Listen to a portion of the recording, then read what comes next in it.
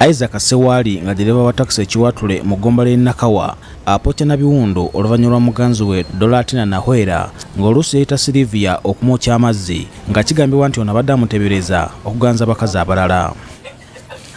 Ono bamwokeza omubiri gwonna nga mwetwalidde n'ebitundu by'ekyama era tumusanze mu kalero ka MedSafe Clinic ekiwatule gy'afunira obujjanjabi.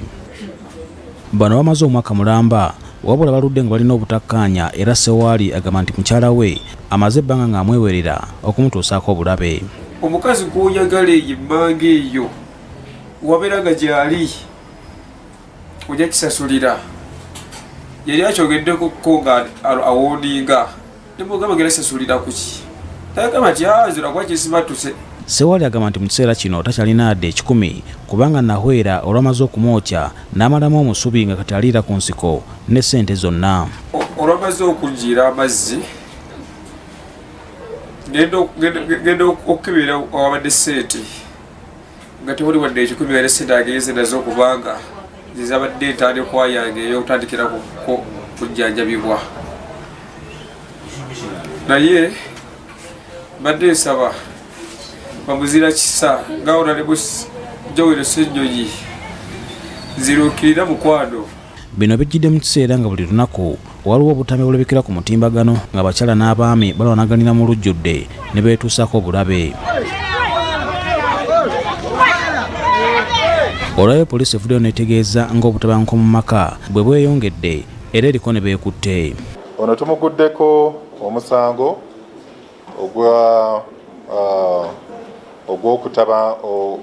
ogw'obutabanguko mu maka ogw'ensusu gwe bayita aggravated domestic violence, okutulugunya omukyala n'okumutuusaako ebisago eby'amaanyi. Emisango giri 3 era tusuubira nti olwaleero agenda kutwalibwa mu kkooti.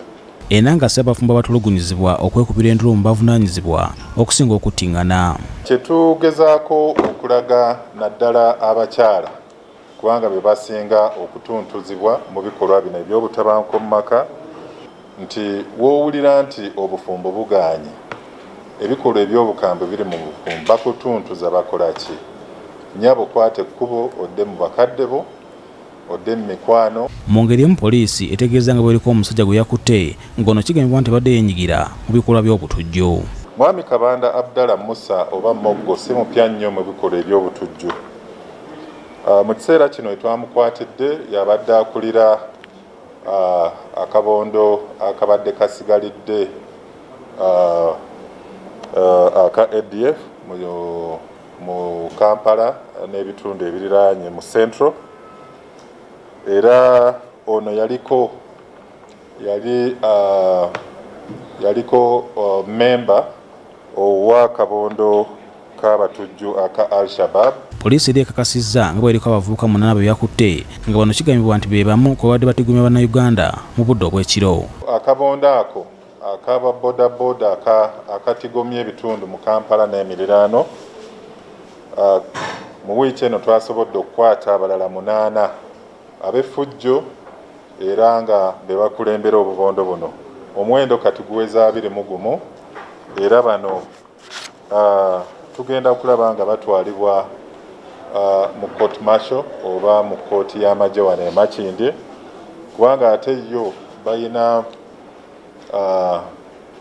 obukwakkulizo obukakali. Pausiano Mukibi, Nereti Shamugoya, BBS Telefaina, agesigika.